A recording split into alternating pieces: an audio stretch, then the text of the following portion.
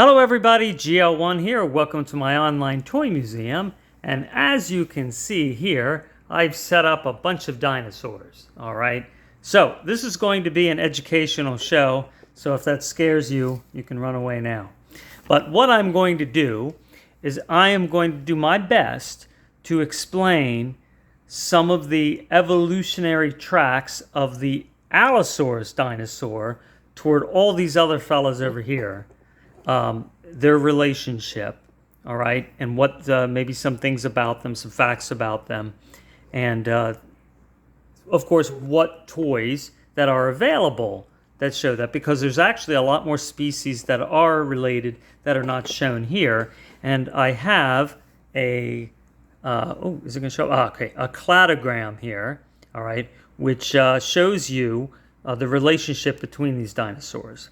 So we're going to start here with this Allosaurus dinosaur, okay, from Allosauridae, but an Allosaurus dinosaur. And this is, one of the newer ones that has these extra spikes that can come up. And, we don't know that Allosaurus could do that. But what we do know is Allosaurus had 3 fingers and longer arms than a Tyrannosaurid or Tyrannosaurus. And I say Tyrannosaurid because there's a lot of dinosaurs that are related that are in the Tyrannosaurid line, and the Allosaurus is not in that line. Now they're all related at some point because they're dinosaurs, they're theropods, they're 2-legged, they're carnivores. There's all that relationship, but we're going a little bit closer. So Allosaurus here is about from 155 million years ago, and that's the late Jurassic. And it was about 28 feet long, 2 tons, which is about 4,000 pounds. And they have actually found an imprint of its scaled skin. Now, going through what is the Triassic, the Jurassic, the Cretaceous, right? You hear that all the time, Jurassic Park, what does that mean? The Allosaur was the late Jurassic, so that is right before Cretaceous. But let me give you some time frame on this, because it's kind of dizzying, I think, when you going through a dinosaur book or whatever, and you just see this all the time, and maybe you just kind of gloss over it like I always have and not really pay attention. I'll try to make it simple, though. All right, so 250 million years ago was the end of the Permian period, all right? There was a massive extinction called the Permian extinction, where 90-something% of the species disappeared. And after that right after that, at 251 million years, a bunch of different kinds of animals appeared. And that is the mark of the era of the Triassic. And along with that would be different plants, and there would be different things happening with the land and the water and all that. But, for our purposes, it was the Suchians or Suchians, however you want to say it. They are the crocodilian type of dinosaurs. So all those toys in Jurassic World, Jurassic Park, that look kind of like crocodiles, they were from the Triassic. Now, the eras, there's 3 eras with dinosaurs. There's the Triassic, which lasted about 50 million years. So you're going 251 to 201. That's Triassic. The next period is Jurassic, so that's where we get Jurassic Park, right? So now that is 201 to 145. Remember, we're going backwards because from a long time ago to more recent. Now that's 55 million years, and that had ocean acidification. So there was a massive volcanic event, and I believe that's when the Atlantic Ocean started to happen. So you had a split, and you had a lot of volcanic activity, and that under the water, and that creates acidification. So a lot of things that before that had died, that was a massive extinction between the Triassic and Jurassic. And that's also when dinosaurs became dominant and marine reptiles started to appear. So where you have your Plesiosaurus and Mosasaur and dinosaurs like that. So that lasted 55 million years until the Cretaceous. And then the Cretaceous, that was 80 million years. So that was a longer period 145 to 66, and that's when the meteor hit and pretty much all the dinosaurs were wiped out. But in the Cretaceous is where we saw actually mammals and birds and flowering plants. Little or no ice on the planet, so there actually was some ice in the poles before that. And also the pterosaurs, so pterodactyls, flying reptiles, died out, and the large marine reptiles like the mosasaur also died out.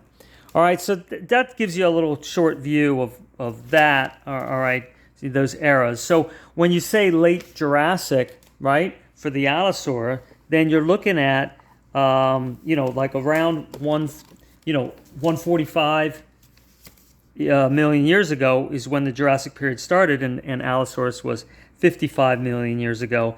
So it was 28 feet long and 2 tons, so 4,000 pounds. So it wasn't a very massive dinosaur, whereas like a T-Rex is 7 tons, 8 tons. So you're talking 16,000 pounds versus 4,000 pounds. Maybe only about 10, 12 feet longer, but a lot more massive, okay? So anyway, this is Allosaurus. Well, there's a lot of dinosaurs, that have similar features to the Allosaur, and this one is Metriacanthosaurus, all right? And this guy here, so the Metriacanthosaurus was also a long dinosaur, about 26 feet long, but half the size of an Allosaurus, so about 2,000 pounds, 1 ton, all right? But it had similar features to the Allosaur, where you have the ridges over the eyes, you have actually similar skull. In fact, all of the Allosauridae dinosaurs, which these are all a part of that line, had a lot of open spaces in their skull, unlike T-Rex, which had a very solid skull for a lot of muscle attachments and a lot of crunching power, whereas the Allosauridae dinosaurs, okay, and that's the whole group here. So Allosaurus is a dinosaur in that group that defines that group, but it's not the first necessarily Allosauridae dinosaur. It just happens to be called Allosaurus. So all of these are Allosauridae. They all have a lot of air, spaces of bone, like open spaces in their skulls, so that their skulls were lighter. And they did probably more of like a slashing, biting, tearing off chunks of flesh, maybe waiting for something to die. They all had curved teeth, and many, if not all of them, were serrated. So they, different, like whereas the Tyrannosaurus had more like pillar, like what they often describe as railroad spike-like teeth meant for crushing bone. And in fact, I work at a museum where you can see how a T-Rex tooth fits right into the hole of a Triceratops leg bone, a femur. And that means that T-Rex had to bite through all the muscle and scales and everything, maybe a foot of meat to get to the bone, and the tooth still made a deep imprint in the bone, which is pretty cool. So that a lot of these dinosaurs are at the end of the clade, okay? So when we look at our clade diagram here, which is probably going to, a screen looking at a screen, sometimes it, there we go. Okay, so, this is the end of the clades here, the names of the dinosaurs. So you have Allosauridae, and then you have Allosauria, and that's going to lead to Allosaurus at the end here. So these are all, like the end product of Allosauridae. But you can see Allosauridae split off into Metriacanthosauridae, all right, which is going to lead to Metriacanthosaurus, which is this dinosaur here. So early on, these two split from each other, but they're still related, all right?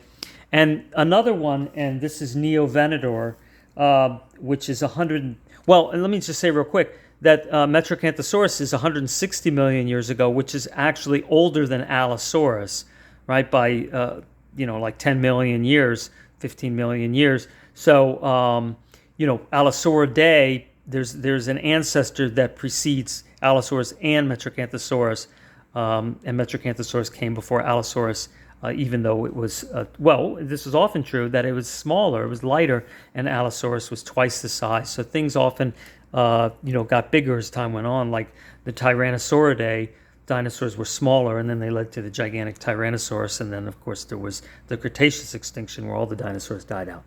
So here's Neovenador, which is a fairly recent toy you can get, and now it's on clearance. So I think it was like $22, and you can find it for probably around $15. But Neovenador was 130 million years ago. So now this is 15 million years later than Allosaurus. It was a little smaller. It was, well, in terms of length, it was 23 feet long and a little over a ton, maybe 2,200 pounds. Okay, so it's smaller than Allosaurus, and you could see the toy is smaller than Allosaurus. And this toy has the feature of being able to put these little fins up. Maybe it could raise its fins like that, little spikes. And it has the wheel in the back. Doesn't make any noise. I have to say, I like the noises, but they're also annoying, because then they're always, when you're trying to put them in a box or whatever, it's constantly making noise. You can turn the feet, which helps it balance. And one of the things that I looked at with all of these toys here, I'm going to show you, they all have different feet. So even when they look close, I looked at them next to each other. I put them, real close or up against each other, and they're slightly different sizes, or the scale pattern is different. So, I got to say, once again, with Mattel, they never just went and recycled the feet on one dinosaur to another, even if they were closely related. Now, this is a Hammond collection, Metriacanthosaurus, so you have all this great articulation. So, if you like that, if you like your dinosaur toys to be able to, look, you can bend the tail, it's flexible plastic here, and it's probably got a wire or something inside, you can make it stay. But, if you like them to really be able to articulate and do some great poses, that's what you get with the Hammond collection. All right, well, moving on, we have this guy here, which is really neat. This is the Siat Micorium, and this dinosaur right here has a unique tooth feature on it. Now, this is 95 million years ago. So again, remember the dinosaurs 66 million years ago. So about 30 million years before that, you had this fella. And so this is, 30 million years after Metriacanthosaurus. And this guy's 38 feet long. So he's as long as a T-Rex. Some T-Rexes are a little bit longer, but 38 feet's, about as long as they get. 4.3 tons. So this thing's, close to 9,000 pounds. So this is a big dinosaur. And this is, that was the late Cretaceous. So it's, it might have, I'm sure it, was around where there was some Tyrannosaurids. Now this one, the toy has a feature, you push the button back here and then the mouth closes. And I really love that, you have some mechanism inside from here that goes all the way to the mouth.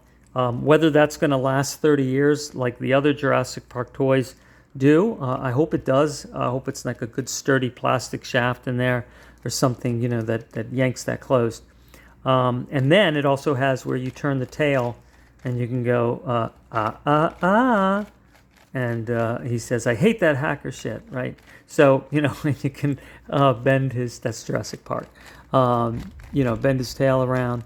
And but it's got great coloring. Now the tooth thing, take a look at, this is what I'm talking about. It's got this tooth here from the lower jaw that spikes up and has this, an indent in its upper jaw.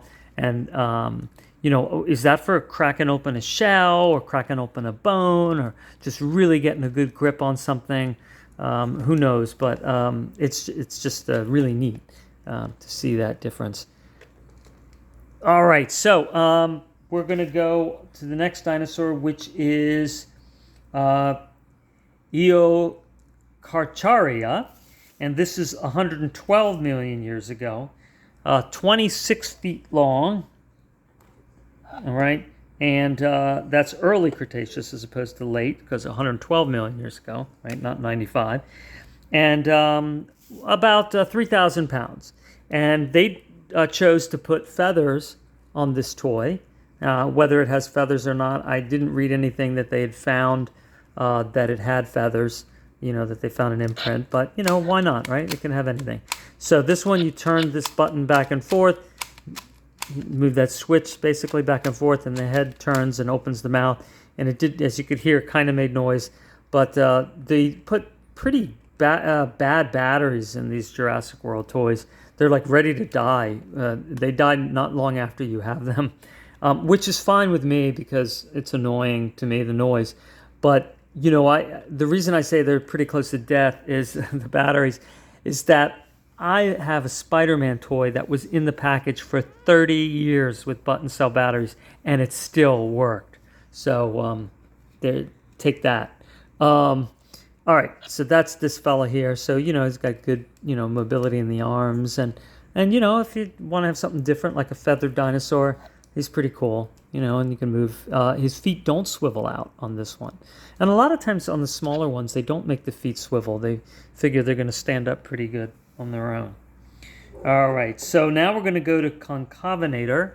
All right, and I have a Hammond collection of this. I also have the early, you know, the basic toy collection one. Later they came out with the Hammond collection. So you get all that great articulation again, you know, the muscle definition in the arm and wrist articulation.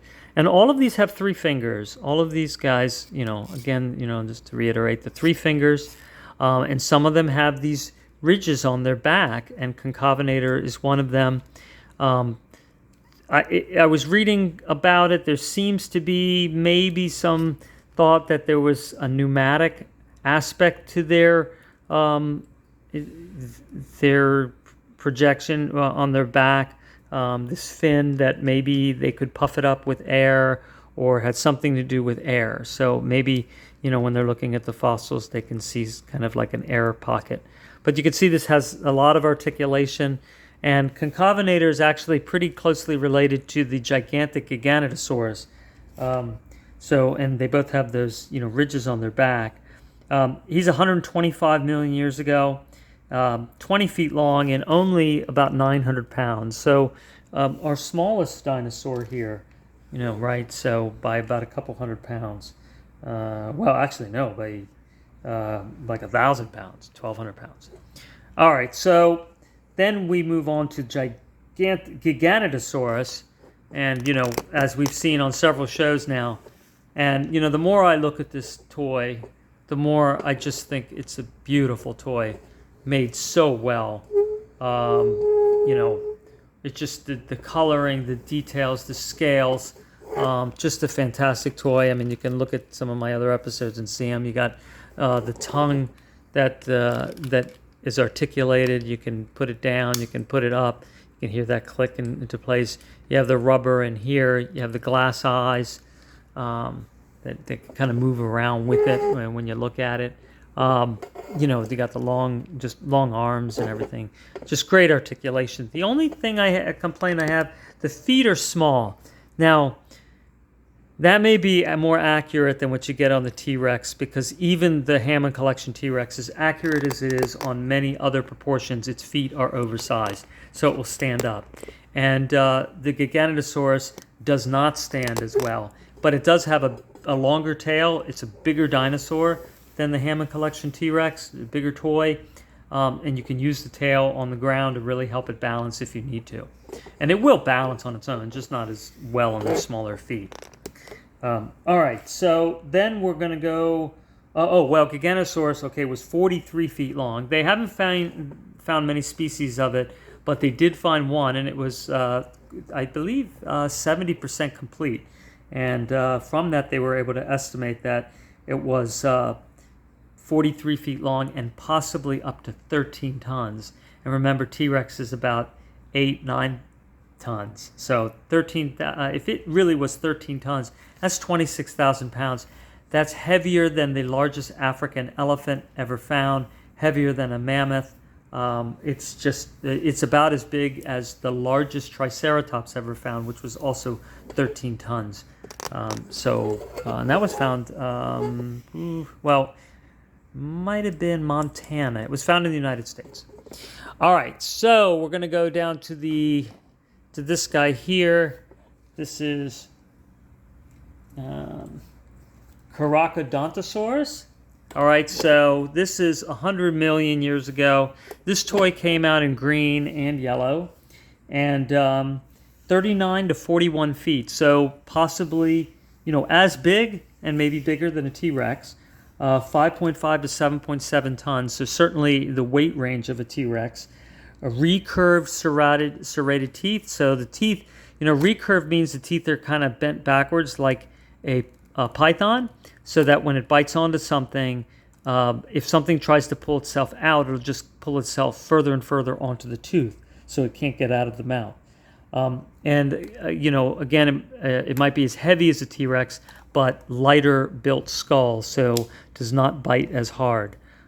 So this is, I think they should have, I don't know why they didn't make this toy to scale of the T-Rex, because it is, the toy should have been. They made basically a small, like a juvenile version of this. And you see it has all the spikes on it, kind of, like a lot of the Allosauridae, they gave them spikes. So anyhow, but this is another large classification of dinosaurs. I'll show you that on the clade.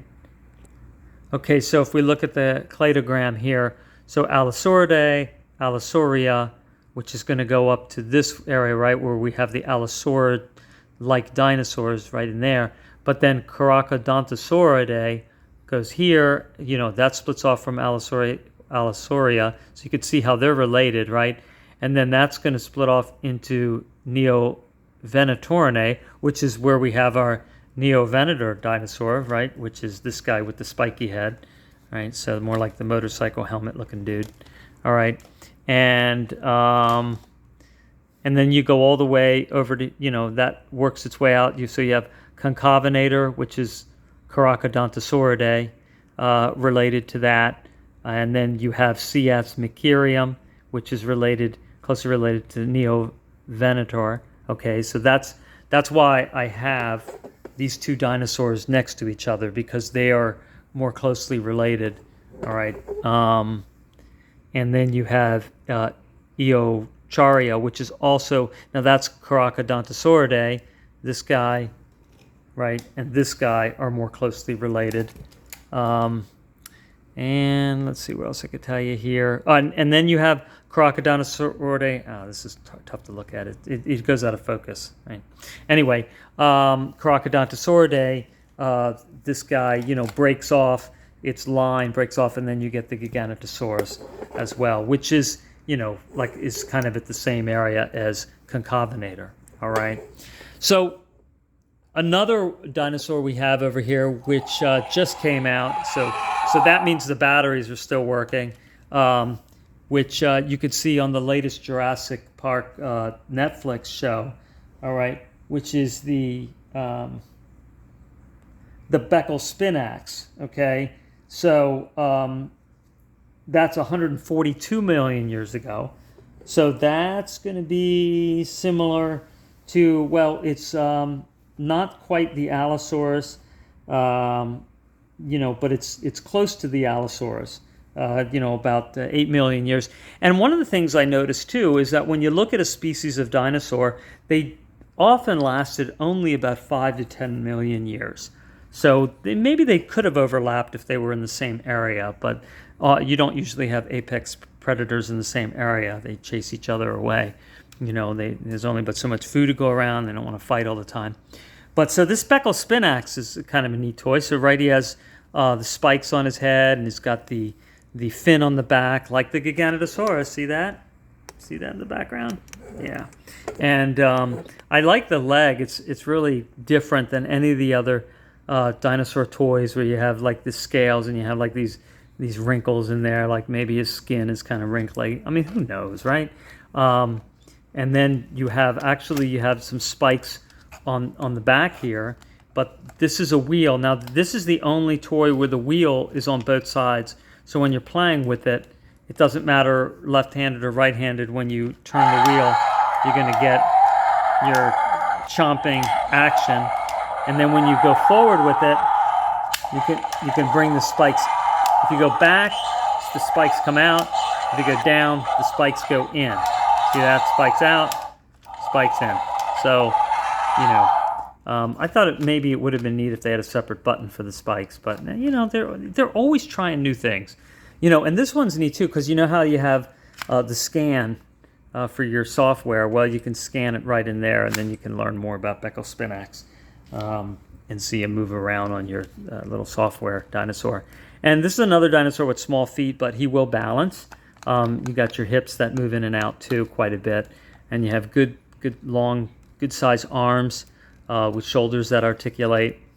What's also nice about this, they keep making the teeth more and more detailed and softer as well. And they're squishy. So if you like squishy things, and I always like squishy toys, the teeth are more squishy, not hard, you know. So that's kind of neat. And you can see it's got good detail in the mouth, you know, and you got the arches over the eyes. You can actually take this dinosaur and take a look at it and compare it to the Allosaurus.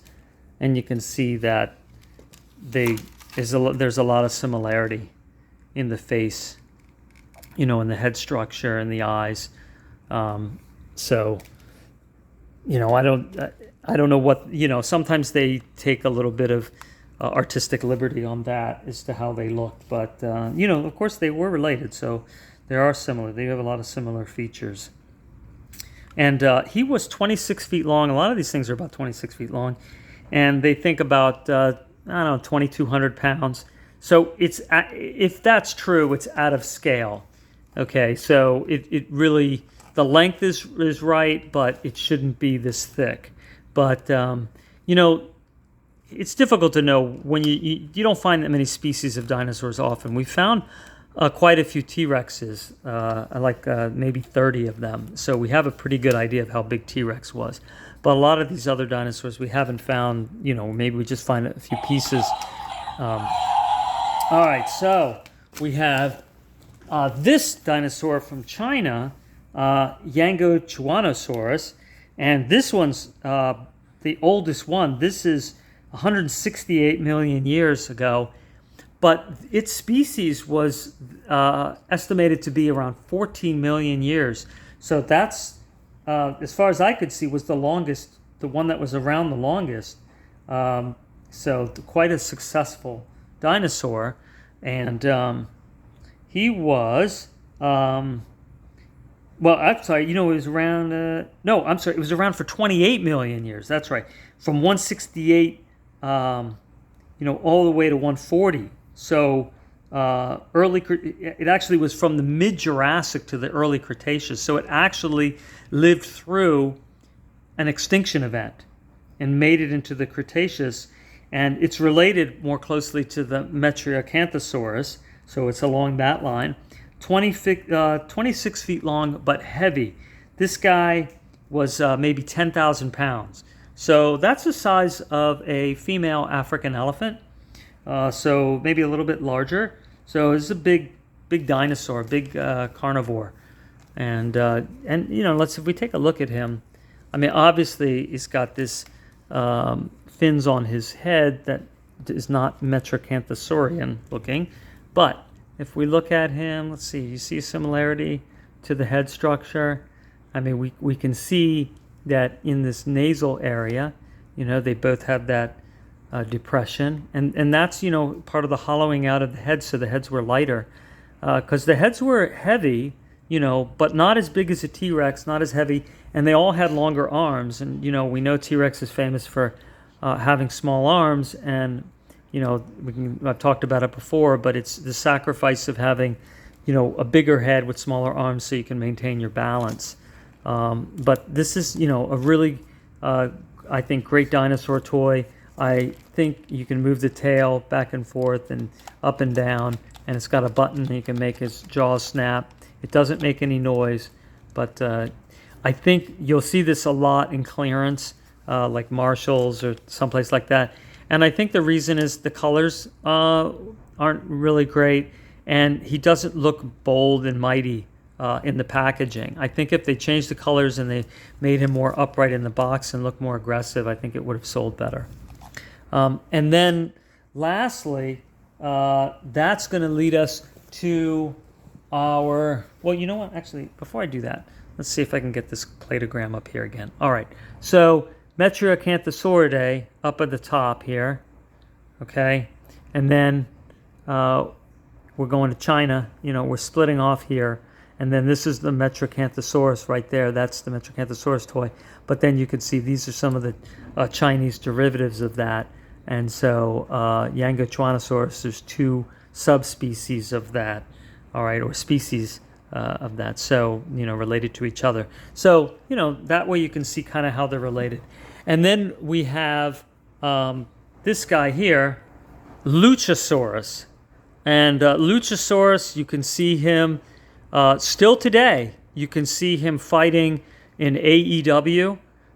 He's the smallest of all, about 275 pounds, 6'6", only 6.6 feet long, okay, from foot to head, and 275 pounds. So quite small, but compared to the average human being, still big and dangerous.